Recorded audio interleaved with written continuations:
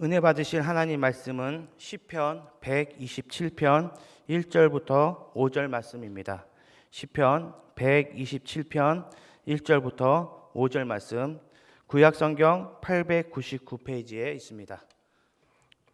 우리 다 찾으신 줄로 알고 같이 봉독합니다. 야훼께서 집을 세우지 아니하시면 세우는 자의 수고가 헛되며, 야훼께서 성을 지키지 아니하시면 파수꾼에 깨어 있음이 헛되도다. 너희가 일찍이 일어나고 늦게 누우며 수고의 떡을 먹음이 헛되도다. 그러므로 야훼께서 그의 사랑하시는 자에게는 잠을 주시는도다. 보라, 자식들은 야훼의 기업이요 태의 열매는 그의 상금이로다.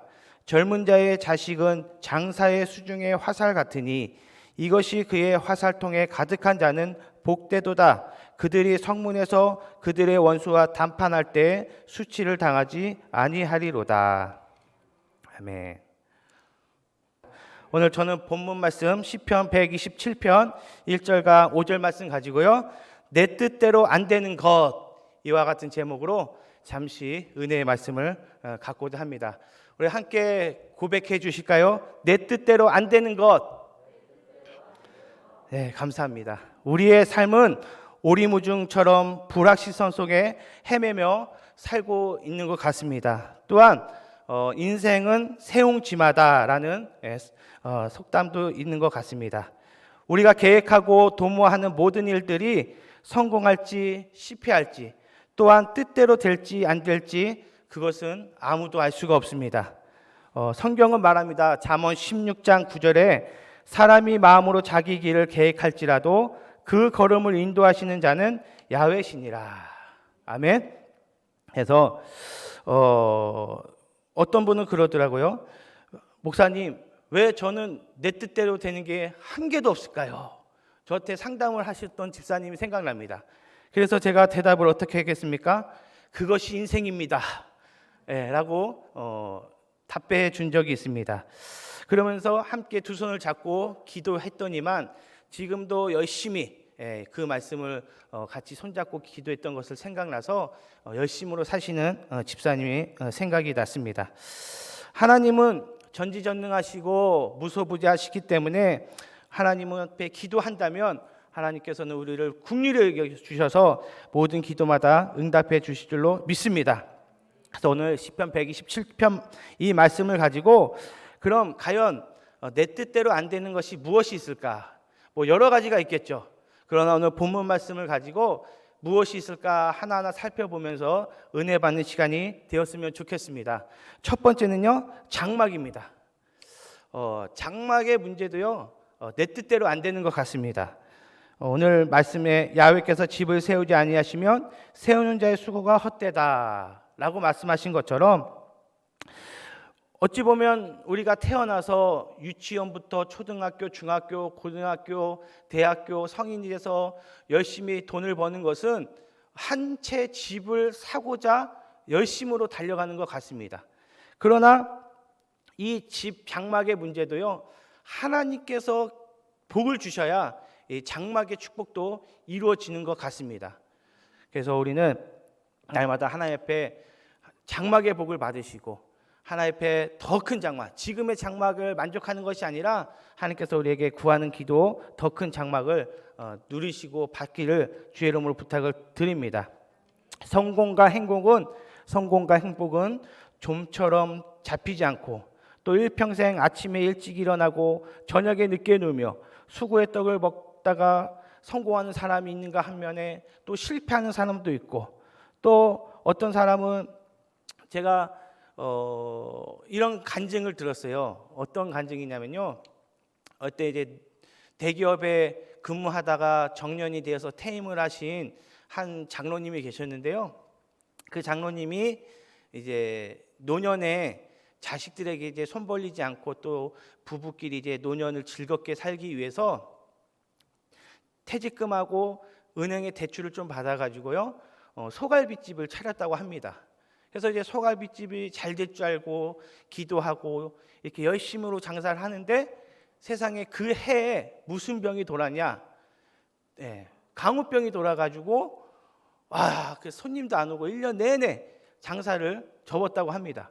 그래서 다시 기도해서 소는 강우병도 있고, 그래서 다음은 우리가 여보 돼지 갖고 삼겹살집을 차려봅시다 하고서 삼겹살집을 차렸는데, 아이고 세상에 그에 또 무슨 전염병이 돌았냐? 돼지 콜레라가 또 전염병이 돌아가지고 또 1년 내내 또 장사를 접은 적도 있고, 인생은 삼세판이다. 우리 마지막으로 한번 다시 한번 해보자. 그래서 요즘 영끌이라고 하죠. 영혼까지 끌어가지고 이제 다 이제 무슨 가게를 차렸냐? 치킨집을 차렸습니다. 치킨집을. 그랬더니만 또 그 해에 무슨 전염병이 돌았냐? 조류 독감이 돌아가지고 치킨집마저 다 이렇게 폭삭 망했던 장로님이 생각납니다. 이게 실제 있었던 건 아니고요. 한 예화입니다. 무엇이냐? 하나님 앞에 기도하고 하나님의 손을 우리가 바라야지, 인간의 욕심으로 살아간다면 이 헛되고 헛된 인생이라는 것입니다. 히브리서 12장 2절에 보면 믿음의 주여 또 온전케 하시는 이인 예수를 바라보자. 저는 그 앞에 있는 즐거움을 위하여 십자가를 참으사 부끄러움을 개의치 아니하시더니 하나님 보좌 우편에 앉으셨느니라. 아멘. 또 에베소서 2장 8절은 이와 같이 기록되어 있습니다. 너희가 그 은혜를 인하여 믿음으로 말미암아 구원을 얻었나니 이것이 너희에게 난 것이 아니요 하나님의 선물이라. 우리의 인생 이렇게 사는 것조차 하나님께서 주신 귀한 선물이라는 것을 우리는 기억해야 합니다. 고린도전서 2장 9절에는 기록된 바 하나님이 자기를 사랑하는 자들을 위하여 예비하신 모든 것은 눈으로 보지 못하고 귀로도 듣지 못하고 사람의 마음으로도 생각지 못하였다 한가 같으니라 라고 말하고 있습니다. 그래서 인생에 여러 가지 뜻대로 안 되는 것이 있지만 저는 그 중에 하나가 장막의 복이라고 생각을 합니다. 돈이 있어도 살 수 없는 것이 장막이고, 또 돈이 있다 할지라도 또 하나님께서 또 복을 주셔야 그 장막을 유지할 수 있는 것을 저는 기도합니다. 그래서 제가 송파 성전에 있을 때 한 지역장님의 얘기를 드리고 싶습니다. 정신여고 수학 선생님으로 재직하셨던 선생님이셨는데요. 그분이 이제 열심으로 정말로 남들보다 더 교회도 예배도 잘 드리고 하나님 앞에 헌신하는 모습을 보고 권면을 드렸죠. 이제 집사님이기보다도 학교 선생님이니까 존칭을 해서 선생님 이번에 꼭 지역장님이 되셔서 하나님의 일을 열심히 한번 같이 해봅시다라고 이렇게 권면을 드렸더니만 대답은 뭐라고 했겠습니까? 못한다는 겁니다. 그래요. 처음에는 못한다고 할 수 있죠. 우리 함께 기도하면서 다시 한번 또 하나님 뜻을 구합시다 하고서 저도 하나님이 강권적으로 그분을 이렇게 보여주셨고 그걸 포기하지 않았습니다. 그래서 선생님 지역장으로 헌신하십시오. 지역장으로 헌신하십시오.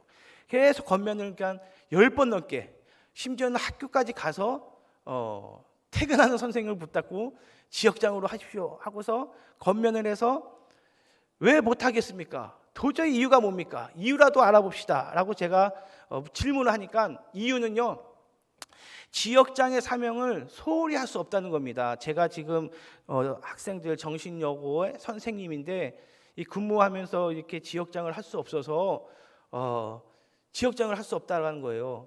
그랬더니만 이번 주일날 기도 응답받고 제가 교구장님한테 말씀드리겠습니다 하고 저는 이제 기도하고 기다렸는데 대답은 뭐였냐?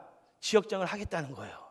근데 놀라운 것은 수학 선생님을 사표내고 하겠다는 거예요. 이게 무슨 일일까? 누가 그걸 그만두고 하라고 했을까? 그거 하면서 하라는 거지. 그분은 이 마인드, 이 정신 상태가요, 하나님의 일을 하는데 소홀히 할 수 없다는 거예요. 그래서 지역장 2학년 하는 거 정말 열심으로 해서 지역을 섬기겠다 해서 학교 선생님을 진짜 그만두시고요, 지역장이 됐어요. 근데 이제 그분이 하나님이 어떻게 장막의 복을 주셨느냐? 그분이 이제 신혼 때 88 올림픽 전에 송파구 석촌동 석촌호수 옆에 이제 신혼집을 3천만 원 주고 그때 조그마한 2층 주택을 하나 샀대요. 신혼집으로 3천만 원 주고. 그래서 이제 그 중에서 이제 쭉 20-30년 살았는데 3천만 원짜리 이제 주택을 샀는데 거기에 뭐가 들어섰습니까? 롯데타워, 제2의 롯데타워가 들어설 때쯤이었어요. 롯데타워가 들어섰는데 롯데에서 그 건물을 사고 싶어서 그 지역장님과 그 가정을 방문했대요. 계세요? 그랬더니만 이 건물이 필요한데 이 건물을 좀 팔 수 있습니까? 그랬더니만 이 지역장님은 거기가 자기의 평생 자녀를 키우고 살았던 장막이라 팔 수 없다고 단호하게 얘기하니까 이 롯데 측에서는 다시 가서 회의가 벌어진 거예요. 그 땅을 꼭 사야지 롯데타워를 질 수 있는데 이걸 안 사면 어쩔 수가 없는 거예요. 그래서 2번 가고 3번 막 가일바구니를 찾아가서 이렇게 지역장 사명을 감당하는 그 지역장님에게 찾아가니까 대답은 하나같이 못 팔겠다는 거예요. 그분은 뭐 보상을 받으려고 한 것도 아니고 자기의 그냥 거주지기 때문에 팔 수 없다라는 거예요. 그래가지고 롯데 간부가 와가지고요, 이제 도대체 얼마면 집을 팔겠습니까? 10억을 드리겠 테니까 파십시오 했더니만 10억이면 팔겠습니까? 3천만 원짜리 집을 저 팔겠어요 10억이면. 근데 안 팔겠다는 거예요. 그분은 돈이 문제가 아니에요 지금. 그래요? 알겠습니다 하고서 다음에는 얼마를 불렀냐? 20억을 불렀어요. 롯데타워 쓸 때 20억은 사실 아무것도 아니지만 20억을 불러도 그 지역장님은 안 팔겠다고 단호하게 거절하고, 마지막으로 그 회장이 와가지고 도대체 얼마면 팔겠습니까? 그때만 이제 예전에 그분이 이제 지역장 하기 전에 기도할 때 그런 기도를 했대요. 하나님 100배의 축복을 주시옵소서. 하나님 100배의 축복을 주시옵소서. 자기도 모르게 그렇게 기도를 했다는 겁니다. 그리고서 3천만 원에 100배면 얼마예요? 30억이 맞죠? 예. 그래서 그때 그게 생각나가지고 맞아. 내가 예전에 평신도 때 열심히 하나님 앞에 100배 축복을 구한 적이 있어. 그리고서 이 집을 3천만 원에 샀으니까 100배면 30억이야. 그리고 그럼 내가 30억이면 이 집을 팔겠습니다 하고 매매를 내놨더니만 롯데에서 그냥 30억에 딱 주고 그 집을 팔았다고 합니다. 그래서 지금 또 열심으로 집을 사서 권사님 돼서 주의 사명을 잘 감당하는데, 우리도 하나님의 사명을 감당하면 하나님께서 100배의 축복으로, 장막의 축복으로 우리에게 넘치게 채워주실 줄로 믿습니다. 또 어떤 권사님은요, 최근 전에 제가 이제 간악대교구에 있었는데요, 그분의 얘기가 간증을 하는 거예요. 이제 지역 예배를 드리잖아요. 그러면 이제 지역 예배 드리고 식사를 하면서 자신의 이런저런 간증을 하잖아요. 그러면서 그 권사님이 저에게 하는 말이에요. 목사님, 제가 10년 전에 응답받지 못한 것이 응답이었어요. 그런 얘기를 하더라고요. 그래서 권사님, 그게 무슨 말씀이세요? 얘기 좀 해주세요. 그랬더니만 그분이 공덕동에 집 한 채가 있었대요. 그런데 그게 3억이었는데 애들이 크고 이제 빨리 이제 이사 가고 싶었대요. 거기가 이제 뭐라 그럴까, 재개발될 그때쯤이었나 봐요. 그래서 이제 주변의 사람들은 그냥 다 팔고 나가는데 자기 집만 안 팔린다는 거예요. 그래가지고 하나님 앞에 기도하기를, 하나님 왜 장막을 팔게끔 기도하고 매매 잘 되게 기도했는데 왜 장막이 안 팔립니까? 그때는 막 원통해서 자기만 안 팔리니까 되게 속상했대요. 그런데도 불구하고 계속 기도했는데 지금까지 안 팔렸는데 10년이 지나니까 그 3억짜리가 지금 공덕동 아파트가 돼가지고요, 엄청나게 또 그 금액이 됐다고요. 그래서 며칠 전에 여기 오기 전에 최근에 뉴스예요. 최근 뉴스, 따끈따끈한 간증인데, 그분이 이제 그때 10년 전에 응답받지 못한 그것이 지금 보니까 응답이었습니다라는 얘기를 하더라고요. 그래서 우리도 하나님 앞에 공짜가 없다라는 것을 말씀드리고 싶습니다. 한번 고백할까요? 하나님께는 공짜가 없습니다. 네, 그렇게 하나님께서는 장막의 복을 주시는 경우도 있습니다. 우리가 또 잘 되는 얘기만 들었는데 또 못 되는 경우도 있어요. 아는 이제 남자 안수 집사님은 장교로 이제 퇴직하고 장교로 군대를 제대하고요, 영끌을 했어요. 그분도 퇴직금과 이제 돈을 받아가지고 건물 하나를 샀어요. 30억에 주고 샀나 봐요. 30억 주고 샀는데 이분은요, 글쎄 담임 목사님을 막 내려 끓이려고 하고 담임 목사님을 헌담하고 막 교회의 모든 것을 막 방해하더라고요. 그랬더니 막 하나님께서요, 물질로 치시는데 그 30억 주고 산 집이 20억이 된 거예요. 근데 이제 그분이 돈이 30억이 자기 돈이 아니고 10억을 이제 융자 대출 받은 건데 융자 받은 것이 다 날아간 거잖아요. 그래가지고 그 빚을 그냥 10억을 지고서 좋은 땅에 사는 안수 집사님이셨는데 교회 담임 목사님을 욕하고 교회를 방해하고 교회에 그렇게 막 어지럽게 하니까 하나님께서 또 그렇게 또 이렇게 또 안 되는 경우도 있더라고요. 그래서 오늘 말씀처럼 야훼께서 집을 세우지 아니하시면 세우는 자의 수고가 헛되다라는 것을 함께 나누고자 합니다. 그래서 두 번째, 우리가 인생을 살면서 안 되는 것이 그럼 또 무슨 문제가 있냐?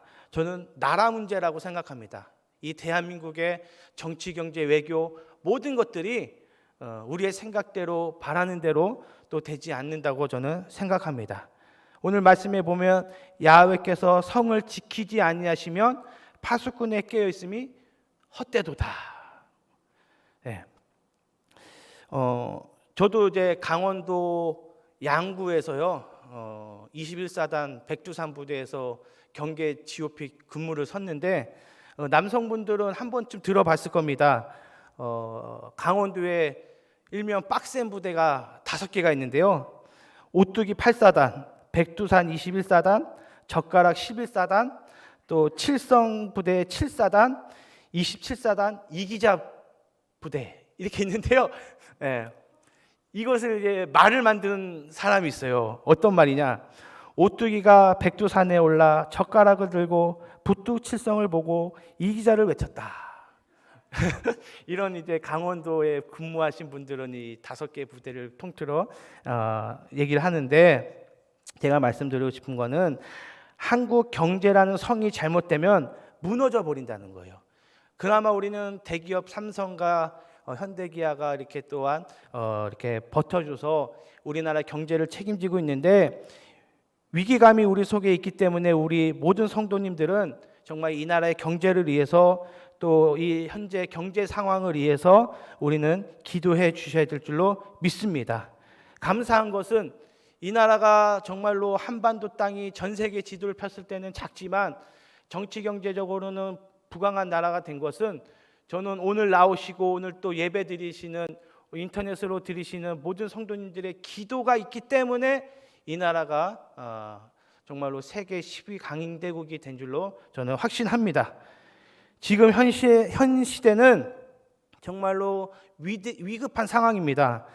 코로나가 장기화되고 있고 또 우크라이나와 러시아의 전쟁이 계속해서 언제 끝날지 모르고 있고, 또 세계 경제는 곤두박질 치고 있는데 전문적인 언어로는 스태그플레이션 시대가 오고 있다. 한 번쯤은 들어봤을 겁니다.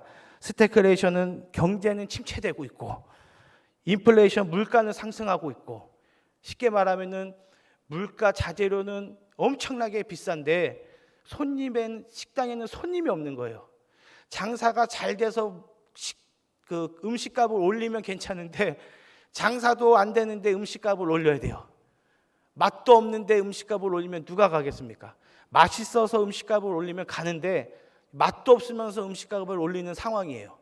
그래서 지금 상황에 보면 많은 경제학자들이 IMF보다 더 힘든 시대이다라고 말하고 있는데, 소상공인들이 문을 닫고 있고 대기업의 대리점들도 2개, 3개가 합쳐지고 있는 현실, 은행의 영업점들도 사라지고 있어요. 자동차 판매도 예전에는 대리점에서 팔았는데 지금은 인터넷으로 팔고 있어요. 대표적인 차가 캐스퍼, 그런 차들을 비롯해서 이 경제가 지금 많은 것이 변화가 되고 있는데, 그런 얘기가 있지 않습니까?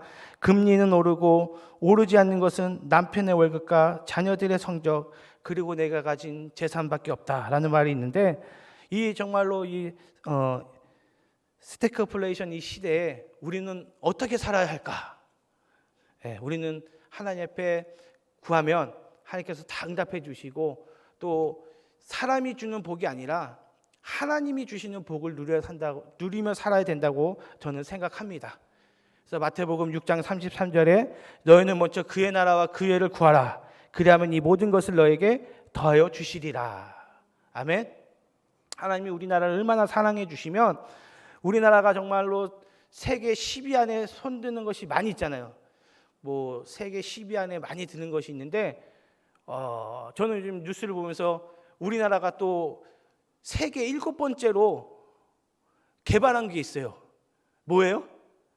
요즘 최근 뉴스 스텔스기 KF-21을 만들었잖아요. 예, 비행기를 만들었는데 그것도 스텔스 기능을 가진 마하 속도가 넘는 전투기를 만든 것은요 7번째 나라라는 거예요. 아이고 별로 안 놀라시네요. 예, 저는 이거 얼마나 기뻤는지 모릅니다. 지금 우리나라 국방력이 세계 6위인데요. 1위는 미국이고 2위는 러시아고 3위는 중국이고 4위는 인도고 5위는 일본이고 그 다음이 우리나라 6등인데 많은 학자들이 이제 스텔스기가 우리나라가 이제 자체 개발을 했잖아요. 그래서 2단계가 더 올라간대요. 그럼 우리나라 국방력이 몇 위가 되는 거예요? 앞으로 4등이 된다는 거예요. 와, 우리나라는 정말로 작지만 주변에 강대국으로 쌓여있지 않습니까?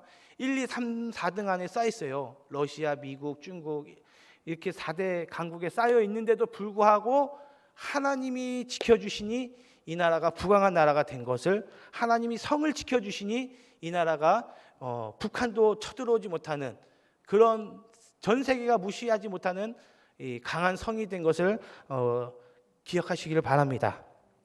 또 스포츠보다도 그런 것 같습니다. 우리나라는요 잘하는 종목에 한 사람씩 있어요. 수영도 한 사람이 있고 축구도 한 명이 있고 여러 명이 있는 것 같지만 그래도 중국을 보면요 인구는 그렇게 많은데도 우리 손흥민 같은 축구 선수 없잖아요. 그렇죠? 이게 참 어떻게 해석을 해야 되냐. 하나님이 이 나라 대한민국을요 들어 사용하시는 것 같아요. 그래서 한국 사람들을 들어 사용하여서 정말로 전 세계의 복음을 잘 전하게끔, 선교사님을 잘 선교할 수 있게끔 하나님이 우리 문화와 한글과 모든 것을 들어 사용하시는 줄로 믿습니다. 그래서 우리나라는 또 스포츠에서 어떤 나라냐?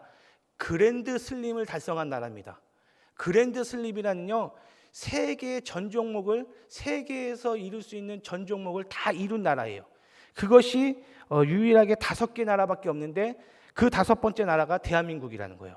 이 그랜드 슬림은 미국도 달성하지 못한 그 기록입니다. 그 그랜드 슬림은 하계올림픽, 동계올림픽, 월드컵, 세계 육상대회 이 4가지를 다 세계대회를 치른 나라는 유일하게 독일, 일본, 이탈리, 프랑스, 러시아 그리고 5번째 우리나라라는 거예요. 하나님 우리나라 이렇게 성을 굳건하게 해주시니 우리가 얼마나 감사합니까? 감사한 것은 북한에 태어나지 않은 것도 감사해요. 정말로 신앙의 자유가 있는 이 대한민국에 태어난 것도 감사해요. 이 부강한 나라에 태어난 것도 우리는 너무 감사한 줄로 믿습니다.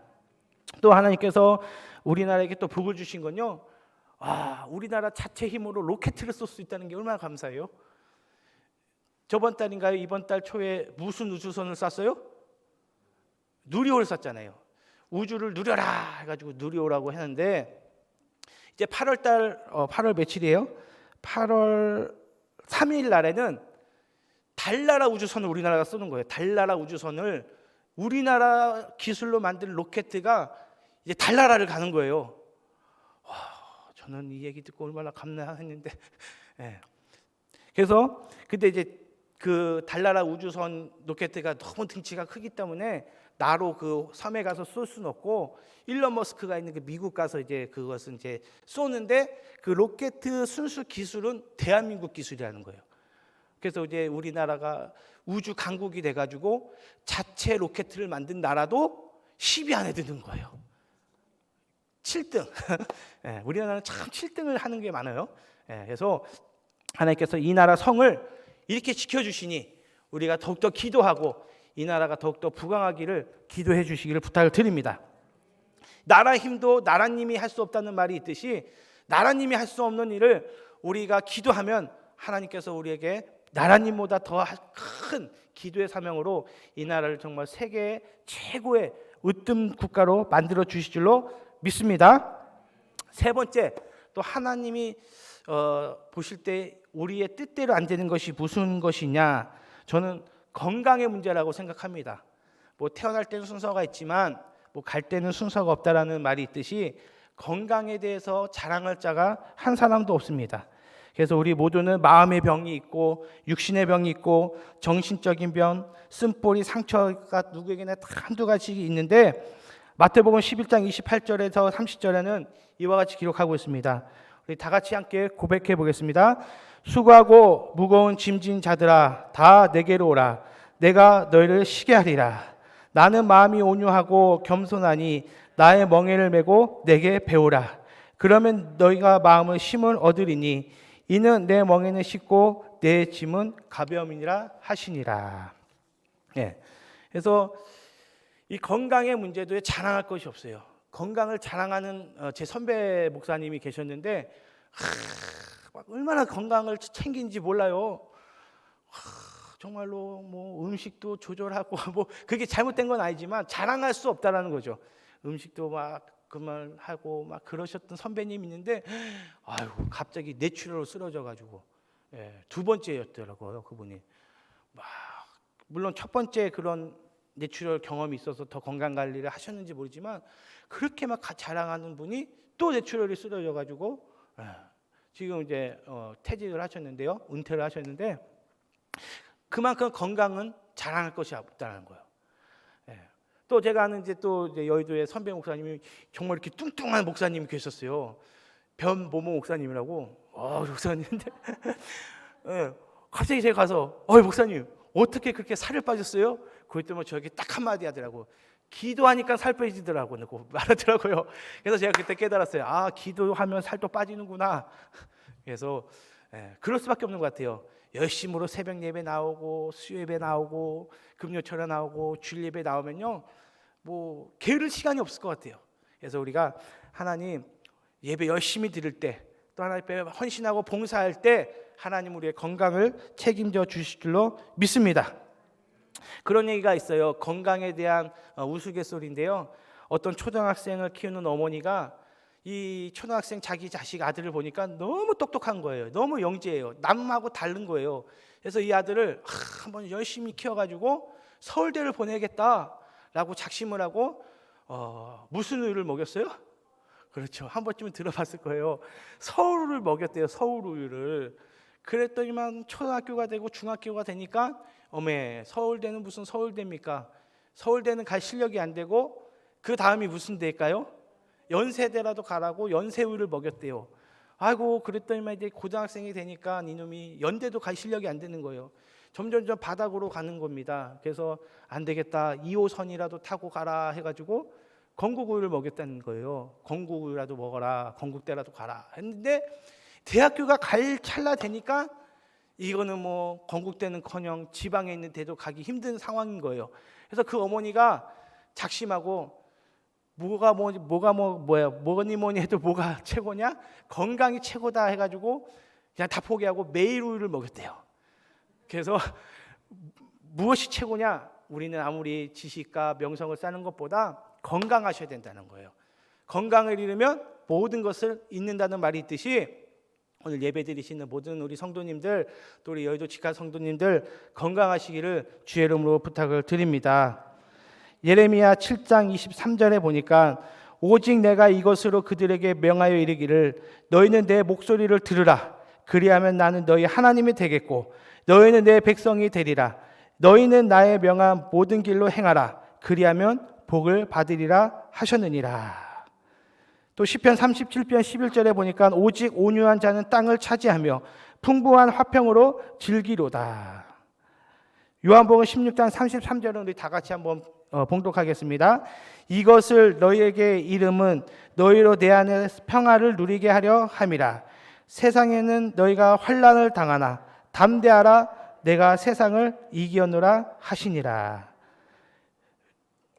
하나님 주시는 평강으로 늘 건강하시길 바랍니다. 마음에 불안이 있고 초조함이 있으면 잠이 안 와요.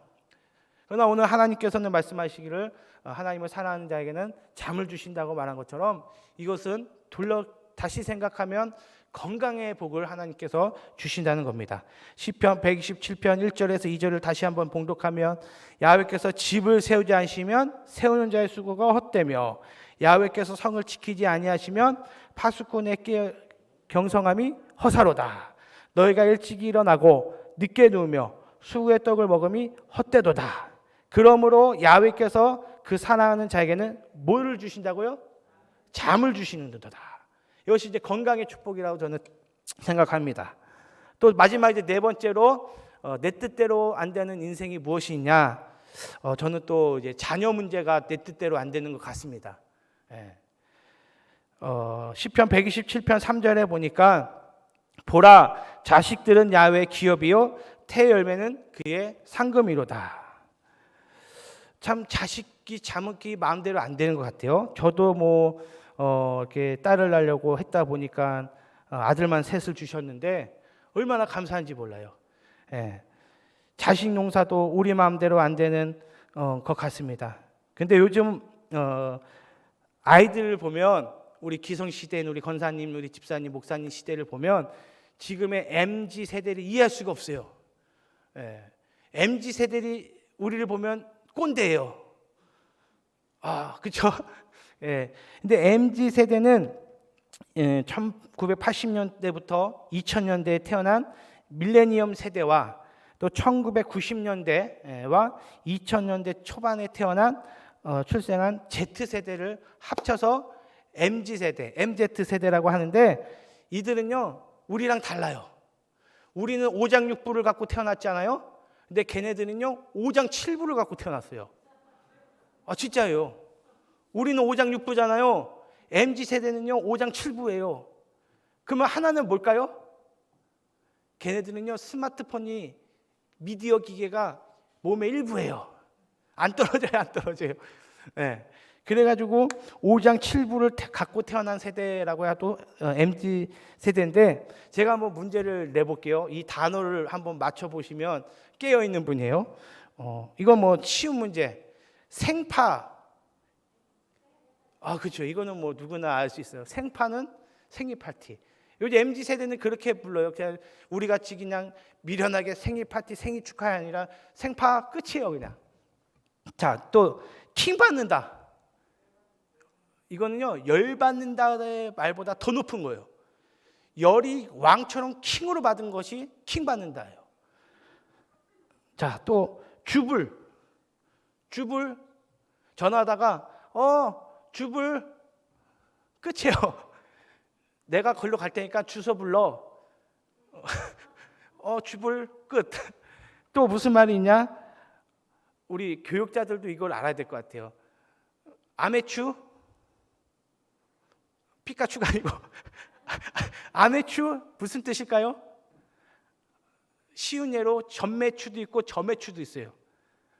아침 메뉴 추천, 점심 메뉴 추천, 그 추천 좀 해봐. 그러니까 너 아메추 점심 메뉴 추천해봐. 전매추 저녁 메뉴 추천해봐. 저매추 이렇게 한대요. 제가 이제 우리 또 교회학교 우리 천혜선 전도사님한테도 물어봤어요. 요즘 애들이 무슨 말 써요? 제가 물어봤더니만 버카추 쓴대요. 버카추가 뭐예요?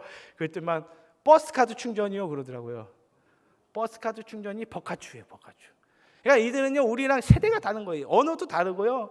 태어난 것부터가 다른데 이 자녀들을 우리가 어떻게 따라가며 살 것인가. 그들이 볼 때는 우리는 꼰대인데 우리는 그들에게 어떻게 발맞춰 살아야 될까. 예. 특별히 우리 교회학교와 청장년을 담당하시는 모든 분들은요 정말 그들의 정말로 저는 꼭 외국에 나가서 타국에 가서 선교하는 것이 선교사가 아니라 정말로 이 나라에 태어난 이 문화가 다른 이 청장년한테 교회학교 하는 것이 선교라고 생각합니다. 그래서 우리는 선교사가 2분 계신 거예요. 네. 그래서 우리 자녀들을 정말로 어떻게 키워하냐, 정말로 기도하며 정말로 하나님 앞에 서로 의지하며 사는 그런 자녀가 되게끔 기도하시길 바랍니다. 제가 이제 설교를 준비하면서 한 가지 이렇게 사이 좋은 형제를 봤는데요. 유명한 사이클 선수 랜즈 암스트롱 이야기입니다. 그 얘기를 하고 마치려고 하는데요. 외국의 어느 자전거 경매장에 있었던 일이라고 합니다. 그날따라 많은 사람들이 찾아와 저마다 좋은 자전거를 적당한 값에 사기 위해 정말 분주한 모습이었는데요. 그런데 어른들이 주 고객인 그 경매장 맨 앞에 한 소년이 앉아 있었다고 합니다. 소년의 손에는 $5 지폐 한 장이 있었는데 소년은 아침 일찍 나가서 맨 앞자리에서 초조한 얼굴로 그 자리를 지키고 있었습니다. 드디어 경매가 시작되었고 소년은 볼 것도 없다는 듯 제일 먼저 손을 들고 $5요, $5 외쳤어요. 그러나 곧 옆에서 누군가는 $20요, $25요 하면 그 사람이 낙찰되었다고 합니다. 두 번째 경매에서도, 세 번째 경매에서도, 네 번째 경매에서도 $5를 제일 먼저 외쳤지만 또 눈치 없는 사람들이 $15요, $30요 해서 계속해서 낙찰이 안 됐다고 합니다. 보다 못한 경매사는 안타까운 마음에 슬쩍 말합니다. 꼬마야, 자전거를 사고 싶거든. 최소 $20, $30가 있어야 돼. 가서 엄마한테 돈 좀 더 달라고 하렴. 하지만 아저씨, 제가 가지고 있는 돈이라고는 이 $5가 전부예요. 그 돈으로는 절대로 자전거를 살 수 없단다. 가서 부모님께 돈을 더 달라고 하려구나. 안 돼요. 우리 아빠는 실직 당했고 엄마는 아파서 돈을 보탤 수가 없어요. 하나밖에 없는 동생한테 꼭 자전거를 사가지고 주고 싶어요. 약속했단 말이에요. 소년은 아쉬운 듯 고개를 떨구었습니다. 이제 경매는 계속되고 소년은 자전거를 사지 못하였습니다. 여전히 제일 먼저 $5를 외쳤고 어느새 주변 사람들이 하나둘씩 소년의 소리를 듣고 주목하게 되었습니다. 드디어 그날의 마지막 경매 자전거 할 때 이 자전거는 그날 나온 상품 중 가장 좋은 자전거였다고 합니다. 많은 사람들이 고대하고 기대했던 그 자전거가 최종 경매에 들어갔습니다. 이 제품을 사실 분은 값을 불러주십시오. 경매가 시작이 되었고 소년은 이제 많이 실패한 결과 풀 죽은 얼굴로 앉아 있었습니다. 역시 손을 들고 $5를 외쳤습니다. 아주 힘없고 작은 목소리였습니다. 순간 경매가 모두 끝났듯 경매장 안이 조용해졌습니다. 아무도 다른 값을 부르지 않은 것이었습니다. $5요? 더 없습니까? 5세 셀 동안 아무도 없으면 이 최고의 자전거는 어린 신사의 것이 됩니다. 사람들은 모두 팔짱을 낀 채 경매사와 소년을 주목하고 있었습니다. 5, 4, 3, 2, 1 할렐루야 박수 치면서 마침내 소년에겐 자전거가 낙찰이 되었고 경매사와 말이 떨어졌고 소년은 손에 든 꼼찍꼼찍한 $5 지폐를 경매사 앞에 내놓았습니다. 순간 그곳에 모인 사람들이 자리에서 모두 일어나 소년을 향해 일체의 박수를 치는 것이었습니다. 훗날 이 자전거를 받게 된 동생은 형의 마음을 알았는지 비가 오나 눈이 오나 매일 자전거를 탔다고 합니다. 이 동생이 바로 사이클을 타고 알메스 산맥과 피네레 산맥을 넘으면서 프랑스 도주를 일주하는 투르 드 프랑스 대회에서 최초로 6연패를 달성한 사이클 선수 램스 암스트롱입니다. 그러니까 형의 마음을 알았는지 그 동생은요 그 자전거를요 비가 오나 눈이 오나 계속해서 타서 세계적인 자전거 선수가 됐다고 하더라고요. 이게 사실 이제 동영상으로 있는데요. 제가 그걸 틀려고 했는데 또 저작권 이것 때문에 또 안 될 것 같아서요. 못 틀었습니다. 제가 이 설교를 준비하다가 우리 애들하고 봤어요. 그랬더니 둘째 녀석이 형한테 그러더라고요. 형도 좀 저래라. 그랬더니 큰 놈은요. 내가 뭘 어땠다고 하면서 눈 껌뻑껌뻑 하더라고요. 그래서 어쨌든 간에 우리가 이 자녀들을 이 험한 세상, 우리랑 문화도 다른 자녀들을 어떻게 키우시겠습니까? 하나님 앞에 우리 자녀들을 맡기시길 바랍니다. 육신의 부모는 많은 것을 해줄 수 없지만 영원의 아버지신 하나님은 그들의 삶을 지켜주실 줄로 믿습니다. 마지막으로 신명기 28장 1절로 6절을 다 같이 읽고 마치도록 하겠습니다. 내가 내 하나님 야훼의 말씀을 삼가 듣고 내가 오늘날 내게 명하는 그 모든 명령을 지켜 행하면 내 하나님 야훼께서 너를 새겨 모든 민족 위에 뛰어나게 하실 것이라. 내가 내 하나님 야훼의 말씀을 순종하면 이 모든 복이 내게 임하며 내게 미치리니 성읍에서도 복을 받고 들에서도 복을 받을 것이며 내 몸의 소생과 내 토지의 소산과 내 짐승의 새끼와 우양의 새끼가 복을 받을 것이며 내 강주리와 떡반죽 고르기 복을 받을 것이며 내가 들어와도 복을 받고 나가도 복을 받을 것이니라.